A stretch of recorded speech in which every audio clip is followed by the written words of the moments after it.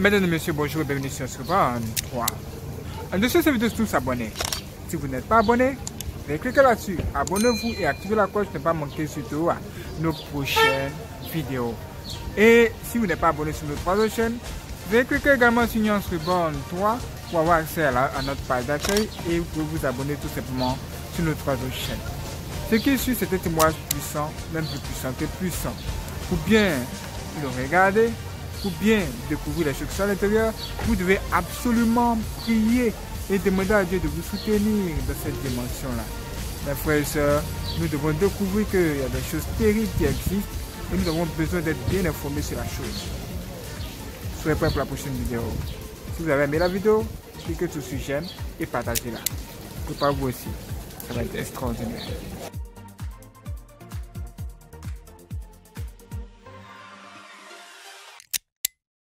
Frères et sœurs, le dragon a apporté la guerre sur la terre. Bien-aimés, il y a une guerre qui fait rage depuis des millénaires, c'est une guerre spirituelle, la bataille est vraiment réelle, dit la Bible. Puis la guerre a éclaté au ciel, Michel et ses anges se sont battus contre le dragon, et le dragon et ses anges ont riposté, mais le dragon n'était pas assez fort, et aucun endroit ne fut trouvé dans le ciel pour lui et ses anges, et le grand dragon fut précipité vers le bas, cet ancien serpent appelé le diable et Satan, le séducteur du monde entier. De nombreuses personnes continuent à me dire que je vois des démons partout, mais la vérité est que ces démons se battent contre l'Église pendant 24 heures et qu'ils ne se reposent pas, tant qu'ils sont à l'offensive. Je vais les regarder, frères, nous sommes plus que jamais conquérants dans cette guerre, mais nous devons être conscients de cette guerre et nous devons nous engager à cette guerre. Les enfants divins sont victimes de cette guerre car ils ne sont pas conscients de cette guerre, ils ne parviennent pas à faire face à l'ennemi. De nombreux enfants divins n'exercent pas d'autorité contre l'ennemi.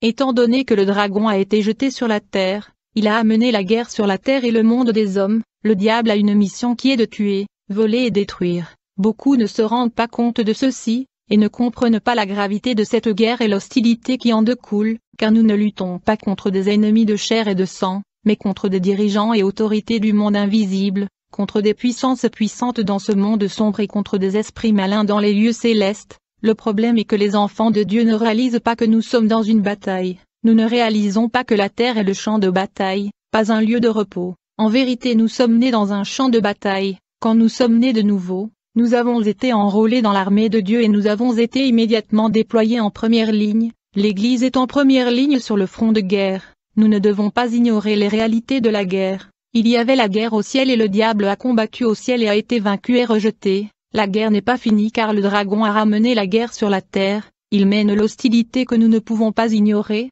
Dans ce conflit, j'étais à vrai dire un gagneur d'âme pour le monde des ténèbres. Chaque serviteur et travailleur du diable est un gagneur d'âme. Cette guerre entre le ciel et l'enfer concerne les âmes des hommes. Il y a une bataille invisible et de l'hostilité pour les âmes des hommes vivant sur la terre. Chaque fois qu'un chrétien qui vit dans la rébellion selon la chair meurt, il y a une célébration dans le monde de Satan. Pour chaque âme capturée, ainsi je gagnais des âmes pour le diable et je devais superviser les funérailles et l'enterrement des âmes que j'ai gagnées pour Satan. Les sorcières et satanistes sont le gagneur d'âmes, tout comme Jésus a fait des disciples de pêcheurs d'hommes. 2. Les liens familiaux et l'esclavage. Frères, l'autre fois, j'ai dit que chaque problème de votre vie a une source. Vous ne gagnerez pas cette guerre à moins de découvrir la source de votre problème. Vous vous battez parce qu'une porte est ouverte dans votre vie. La source de mon problème était dans ma famille et le lien ancestral. Je suis l'évangéliste Lukubika Agui Christ. Je suis né au Congo, dans une commune de la capitale.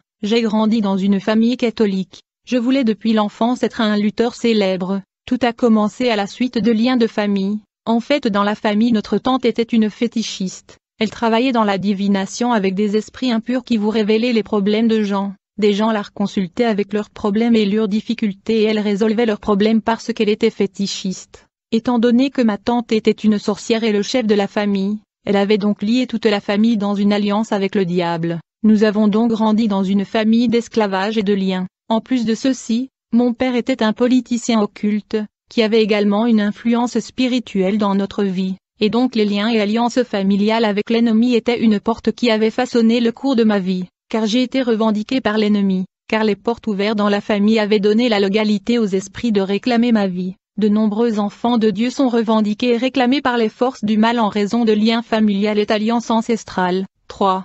Initiation au culte de catch, frère, à cause de la porte d'entrée et de la revendication de l'ennemi, j'ai commencé à aspirer à devenir un catcheur et un lutteur célèbre. Pourtant, j'étais un garçon calme et respectueux qui était silencieux et ne parlait pas beaucoup. Mais la revendication de l'ennemi me a fait que je sois un lutteur professionnel. Quand je grandissais, je suis allé m'inscrire aux disciplines sportives de la lutte olympique et la lutte gréco-romain. Comprenez que la lutte n'est que du sport, mais le catch n'est pas un sport. Le catch est un spectacle, c'est culturel et c'est une vraie religion. À vrai dire, le catch est un culte, tout comme les autres formes de mysticisme. En effet, pour devenir un catcheur professionnel, j'avais besoin d'être initié. Je suis vite allé à la rencontre du représentant de la divinité de catch dans le pays. Tout de suite je suis passé par le rituel d'initiation et je sacrifiai un poulet. L'ennemi a refusé de me dire que le poulet que j'avais décapité dans le rituel était une vie humaine. À la fin je fus instruit de jeter le sang de ce poulet dans l'eau. J'étais censé poster ce sang dans l'eau, qui est une portail du monde satanique. Aussitôt que j'ai jeté le sang de ce poulet dans le fleuve, mes yeux spirituels se sont ouverts. Et j'ai vu dans l'espace la divinité du catch, appelée Paul Berger, qui a accepté mon sacrifice. J'ai vu sa tête pendante dans le ciel, j'ai vu le dieu de la lutte dans l'espace, il rigolait avec des rires infernales dans l'approbation de mon sacrifice. À partir de ce jour-là, je suis devenu un catcheur professionnel. Au fil du temps, chaque fois qu'il y avait un match, j'étais supposé rassembler des gens et faire de démonstrations. Lors de ces manifestations, j'ouvrais souvent mon estomac grandement ouvert. J'enlevais ma tête de sa place, j'étais enterré vivant pendant 3 jours et quand j'étais déterré j'étais vivant. J'ai voulu défier et imiter la mort et la résurrection du Christ. À vrai dire, j'avais un temple personnel, et le jour du match et de démonstration, quelquefois je m'enfermais dans le temple et, par incantation, un démon prenait régulièrement ma forme et mon apparence. Il me remplaçait et faisait toutes ces démonstrations à ma place dans la ville. Les gens me confondaient avec ce démon qui faisait des démonstrations dans la ville parce qu'il adoptait mon apparence. En réalité, mon double qui était un démon était souvent enterré pendant des jours et quand il était déterré il était en vie, et pendant ma profession de catch je combattais le corps du Christ. J'identifiais à la localisation de rassemblements évangéliques, j'allais faire de manifestations afin d'attirer les gens et faire échec aux campagnes évangéliques et je distrais le public de la réunion des chrétiens, éloignant les gens du rassemblement évangélique. 4.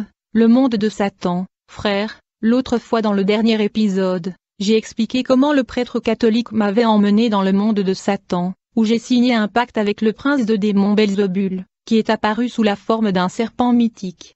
Il s'agit d'un puissant ange antagoniste à Dieu. Il m'est demandé de rejoindre sa guerre contre les enfants de Dieu qui s'opposent à lui et le combattent au nom de leur roi. Frère, le diable est réel. Il a une armée mondiale et un gouvernement mondial. Mes frères, j'ai vu le monde satanique et c'est réel. En effet, le monde fantastique et mystérieux de Satan est technologiquement avancé, car tout ce que j'ai vu dans le monde de Satan était une technologie de pointe. Bien avant leur apparition sur la Terre, j'avais vu la technologie de la téléphonie mobile, la technologie de l'information. Le monde de Satan est technologiquement supérieur, il est avancé, et il y a des maisons, des voitures, des agglomérations et des villes urbaines. La technologie moderne est une invention du monde satanique. Ne vous trompez pas, le diable est le prince de ce monde et le royaume de ce monde n'est pas de Dieu. Comprenez que la plupart des nouvelles technologies et les nouveaux médias sont interdimensionnels. Frère, quand je suis arrivé dans le monde fantastique et avancé de Satan sous la mer Rouge, j'ai signé un pacte avec le prince de démons Belzébub. Immédiatement après la signature du contrat avec Belzébul, le diable lui-même m'a emmené en Inde. En fait, le diable m'a transformé en un renard et je l'ai vu se transformer en hibou. Immédiatement nous nous sommes envolés pour l'Inde, précisément la rivière Gange, où j'ai été présenté à la déesse de l'amour, la reine Jacqueline, que les gens ont appelée Gam Gam en Inde. Je me souviens quand nous volions vers l'espace, j'ai vu beaucoup de maisons sur la Terre clignotant des lumières rouges et je me posais des questions à propos de ceci. Très rapidement le diable me répondit et me dit, « Mon fils, la lumière rouge qui clignote de ces maisons provient de nos signaux et nos symboles, ils proviennent d'articles qui nous appartiennent. En fait, dans beaucoup de ces maisons il y avait des statues habitées par des esprits impurs, il y avait dans beaucoup de maisons des objets consacrés au diable, tels que des poupées pour enfants, des vêtements portant le symbole satanique, des signes et logos, des bijoux et des chaînettes dédiées aux démons, même les produits de maquillage, qui avaient été dédiés aux démons, produisaient une lumière rouge clignotante. Toutes ces choses consacrées à des démons émettaient des lumières clignotantes. j'ai vu que des CD et DVD de la musique profane clignotaient aussi la lumière rouge, puis, j'ai aussi remarqué qu'il y avait des gens qui clignotaient la lumière rouge, et je me posais des questions. Tout de suite, le diable me dit, mon fils, ces gens qui clignotent la lumière rouge nous appartiennent, frères et sœurs, j'ai vu que le pécheur, le sataniste et tous ceux qui servent le diable clignotaient une lumière rouge qui indiquait qu'ils s'appartenaient au diable. C'est alors que le diable m'a révélé quelque chose de troublant. Il me dit, mon fils, parmi ces gens qui m'appartiennent qui clignotent la lumière rouge, il y a aussi des chrétiens qui vivent dans le péché, dit le diable, ils sont un peuple sans Seigneur, une nation sans maître, me dit Satan, ces chrétiens charnels pensent que Jésus-Christ est toujours leur Seigneur, pourtant ils vivent leur vie en faisant ce que je veux et ma volonté au lieu de faire la volonté de leur maître, étant donné qu'ils font ma volonté et obéissent à ma voix. Je suis effectivement leur Seigneur, étant donné qu'ils sont hypocrites vivant dans le péché, leur maître ne les connaît plus, dit la Bible. Ce jour-là, je leur dirai que je ne vous ai jamais connus, serviteurs de l'iniquité, il est écrit, si vous restez dans ma parole, vous êtes vraiment mes disciples, alors vous connaîtrez la vérité, et la vérité vous libérera. Le diable me dit, ces croyants vivant dans le péché sont mes disciples car ils obéissent à ma voix, ils font ma volonté et suivent mes ordres. Leur maître ne le reconnaît plus, en conséquence je les ai adoptés comme mes enfants. Ils m'appartiennent parce qu'ils vivent dans le péché, petits enfants, que personne ne vous trompe, celui qui pratique la justice est juste, tout comme Christ est juste, celui qui pratique le mal est du diable, parce que le diable pêche dès le commencement, ce ne sont pas ceux qui me disent Seigneur, Seigneur, mais ce sont ceux qui font ma volonté. Après avoir survolé dans l'espace, nous sommes enfin arrivés en Inde, où le diable m'a présenté à la déesse de l'amour Jacqueline. Cette sirène est une femme de nuit, j'ai eu à faire beaucoup de sacrifices pour l'épouser, et quand nous nous sommes enfin mariés, je ne pouvais plus me marier avec une femme terrestre. Il y avait beaucoup d'abstinence, de tabous et de restrictions, au fil du temps, alors que j'évoluais avec la reine Jacqueline, la famille a remarqué que je n'avais pas une femme dans ma vie pour une longue période. À vrai dire, je ne pouvais pas me marier avec une femme terrestre. Autrement elle serait tuée par la sirène Jacqueline, mais cependant, cause de la pression de la famille et des amis je devais rompre cette relation, car les gens ne comprenaient pas pourquoi j'étais seule et ils voulaient que je puisse me marier, et donc je devais négocier avec le diable pour rompre avec ma femme la déesse de l'amour Jacqueline, et ce divorce n'a pas été facile, car la reine de l'amour m'aimait, et elle me disait que je l'avais apporté de la joie. Le divorce a été possible grâce au sacrifice humain que Lucifer m'avait demandé d'offrir pour sceller ce divorce. 5. Guerre invisible contre l'Église du Christ. Frères et sœurs, il y a le chaos dans ce monde dans lequel nous vivons, il y a une guerre mondiale spirituelle qui fait des victimes partout, l'ignorance est mortelle, dans ce conflit il y a des proies, des victimes de guerre partout, il y a des atrocités et des prisonniers de guerre, il y a des nombreux blessés dans cette hostilité, il y a des captifs et des prisonniers emmenés en captivité. Quand je t'ai déployé dans cette guerre du diable contre le monde des hommes, immédiatement je suis allé causer un accident de circulation dans un pont stratégique sur la route nationale du boulevard Lumumba qui a effondré dans cet accident au niveau de la rivière Ndjili. Ceci arriva lorsque le diable m'avait demandé du vin rouge. Ce jour dans la capitale, un camion transportant des personnes avait plongé dans l'eau et des gens sont morts. Le vin rouge qui était du sang humain et le sacrifice humain est le fondement du monde de Satan. Ma vie était centrée sur le sacrifice humain. Dans la rue qu'endurent les femmes enceintes, immédiatement leurs bébés étaient scannés dans le monde satanique. Dans certains cas ces bébés étaient volés, remplacés par des bébés du monde satanique. Je me souviens aussitôt que j'étais enrôlé dans l'armée de Satan, ce dernier dévoila son ennemi pour moi. Premièrement le diable m'a dit qu'il était Dieu et créateur de ce monde. Il me disait qu'il était mon père et j'étais son fils. Beaucoup de satanistes pensent que le diable est le créateur. Le diable me disait même de l'appeler papa. Je l'appelais papa. Le diable a clairement fait savoir que l'humanité lui appartenait. Mais cependant, il y a une race de gens parmi les fils des hommes qui s'opposent à lui. Ces gens mènent la guerre et se battent contre lui et s'opposent à lui au nom de leur Seigneur. Satan m'exhorta de combattre ces enfants de Dieu qui étaient en guerre contre lui. Bien-aimé, lorsque le diable m'a déployé contre l'Église de Jésus-Christ, du coup il me donna une liste de 12 pasteurs que je devais neutraliser, et il me demanda de mener la guerre spirituelle et détruire ces 12 pasteurs qui œuvraient dans la ville, et pour mener à bien ma mission, il me donna un régiment des anges déchus à ma disposition. En plus de cela, j'avais un miroir magique, appelé télédynamite, qui me permettait de visualiser le monde des esprits et le monde matériel. Quiconque regardait dans ce miroir devenait aveugle et devenait fou. C'était l'instrument de surveillance. Satan me chargeait d'entrer dans les églises et de causer des destructions, et j'étais encouragé à ne jamais me détendre. C'est ainsi que j'ai commencé à travailler dans les églises pour enlever la présence de Dieu. Il faut savoir que l'alliance que le Seigneur avait faite avec les enfants d'Israël était une alliance de sanctification et de consécration, mais aujourd'hui dans les églises la sainteté et la purification ne sont plus le fondement, la prière ne prévaut pas à cause du feu étranger dans les églises, et pour enlever la présence de Dieu dans l'église locale, je devais semer l'immoralité, la division et l'absence de prière. Je travaillais dans l'église pour éliminer la pureté et la sainteté, afin d'éliminer la présence de Dieu. Je pulvérisais de la poudre noire dans l'église pour ensorceler les peuples de Dieu. Il y avait des démons dans cette poudre. Je travaillais dans les églises pour empêcher les gens de terminer le culte et de participer aux prières de clôture, car la prière de clôture est trop puissante. Ce prière fait que les peuples de Dieu soient protégés par des angels supplémentaires. Bien-aimés, j'aimerais parler de la mission que le diable m'a confiée contre l'église de Jésus-Christ. Le diable m'avait envoyé contre un pasteur. Quand j'ai essayé de confronter cet homme de Dieu, j'ai vite remarqué qu'il était recouvert du sang de Jésus. Le sang de Jésus est incompréhensible. Ce sang mystérieux du Christ tournait comme un tourbillon. Frères, vous devez apprendre à appeler le sang du Christ et à faire attention aux hommes de Dieu qui s'opposent au sang. Dans ce conflit spirituel, lorsque je travaillais à l'hôpital, je me suis retrouvé face à face aux enfants de Dieu. Et j'ai vu qu'ils étaient entourés de sang du Christ qui était électrique. Il y avait de charges électriques et pression venant du sang mystérieux de Jésus. Vous ne pouvez pas vous approcher du sang. Personne dans le monde des esprits ne résiste à l'énergie, la pression et l'électricité du sang de Jésus. Ceci est une autre dimension. En revanche, l'absence de la prière et de la sanctification signifie que vous n'êtes pas recouvert de sang. Vous serez atteint par des flèches diaboliques et vous serez malade. Vous ne pourrez être soigné à l'hôpital car ces flèches sont du monde satanique. Pendant la guerre et la lutte contre les enfants de Dieu, alors que je visitais des églises de la ville pour attaquer des enfants de Dieu, j'ai commencé à remarquer la présence de guerriers couverts d'armure militaire au milieu du peuple de Dieu. Ces guerriers immenses couverts d'armure se déplaçaient dans l'église et protégeaient les églises. J'ai vu ces guerriers revêtus d'une armure dorée et céleste dans de nombreuses églises, et j'ai remarqué qu'ils étaient vraiment énormes.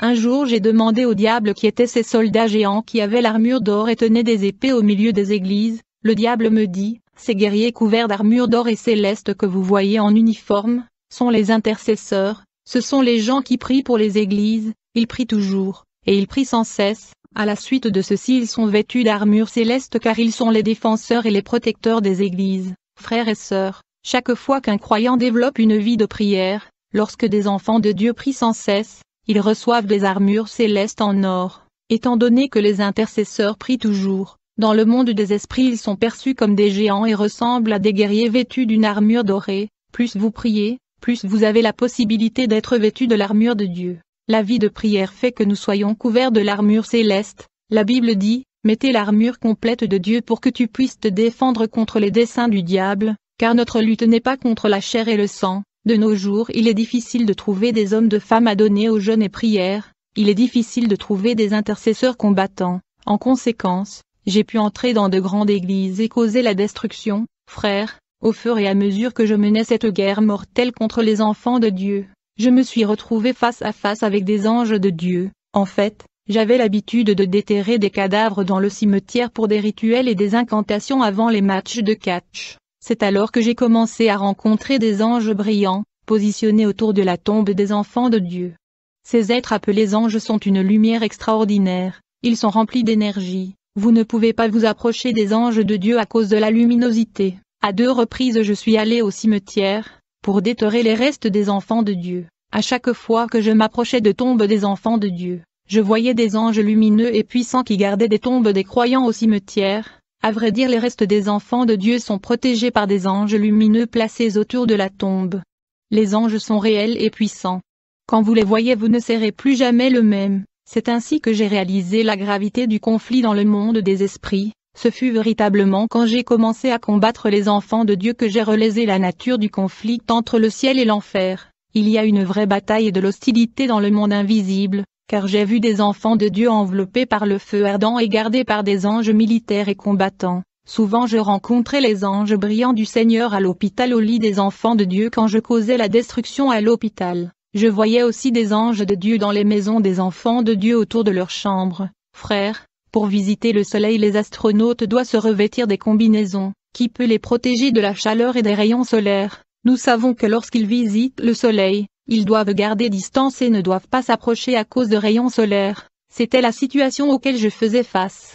Quand je venais détruire les enfants de Dieu, bien que j'étais recouvert d'énergie et de pouvoir cosmique, cependant, chaque fois que j'approchais les enfants de Dieu, je voyais des anges brillants. Certains d'entre eux avaient des ailes, d'autres n'avaient pas des ailes. Frères, ces êtres angéliques sont formidables, et les anges sont semblables au soleil. Ils émettent une lumière intense et des rayons lumineux, semblables à un feu brûlant, qui détruit quiconque se rapproche d'eux. Nous avons donc toujours gardé une distance relative pour éviter les rayons angéliques qui va brûler quiconque se rapproche d'eux. Depuis que j'ai vu ces anges autour du croyant, je n'étais plus la même car ces êtres ne sont pas terrestres.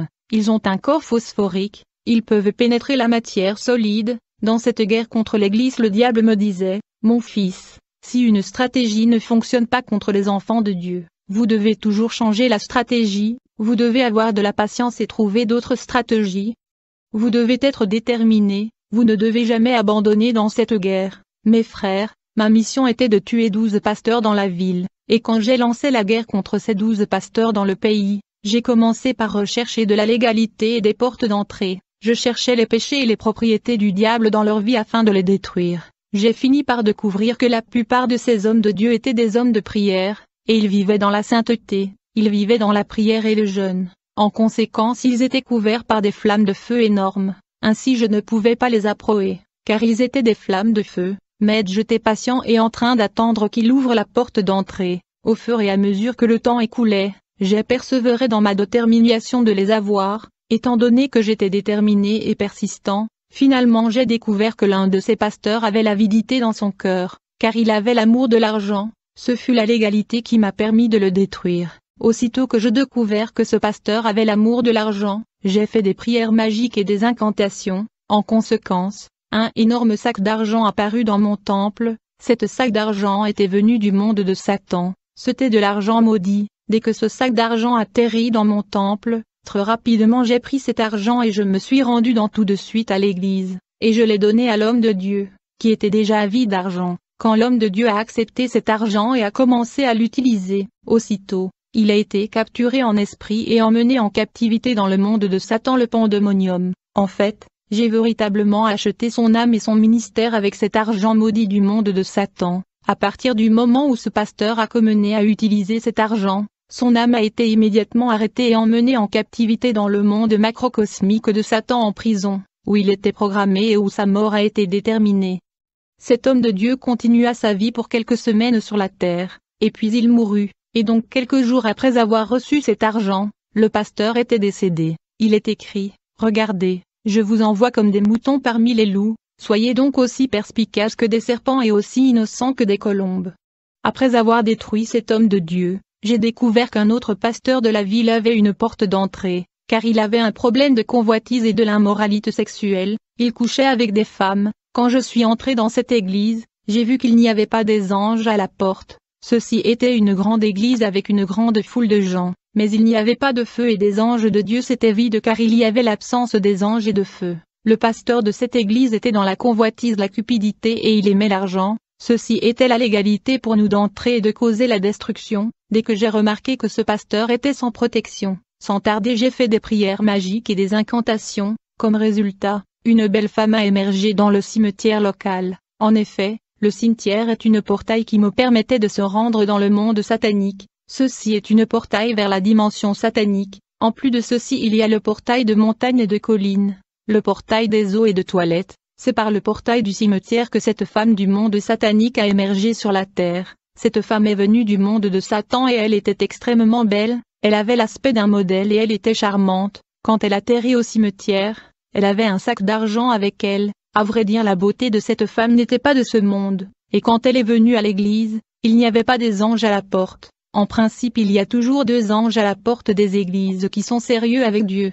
Quand cette dame méchante était entrée dans l'église, elle attirait l'attention de tout le monde, car elle était une très belle femme. Les gens ignoraient que cette dame appartenait au monde de Satan et elle est venue sur terre pour la mission de destruction. Plus tard, cette dame est devenue membre de l'église. Chaque fois qu'elle fréquentait l'église, J'observais dans le miroir magique comment elle tirait des rayons et lançait des traits enflammés de séduction sur le pasteur. Je regardais tout ceci dans le miroir magique. Chaque fois que cette femme venait à l'église, elle tirait le pasteur avec des fléchettes. Étant donné que le pasteur vivait dans la fornication, il a été séduit par cette femme, qui venait du monde de Satan. Plus tard le pasteur l'a invitée car il était déjà séduite. La dame dit au pasteur qu'elle était une entrepreneur, puis elle a semé beaucoup d'argent dans l'église, et étant donné qu'elle était séduisante, le pasteur était séduit et coucha avec elle. À ce moment-là j'ai vu l'âme de cet homme de Dieu qui était capturé dans le monde obscur, et sa mort a été déterminée. À la fin le pasteur est mort. Dans cette mission j'ai pu détruire 2 pasteurs,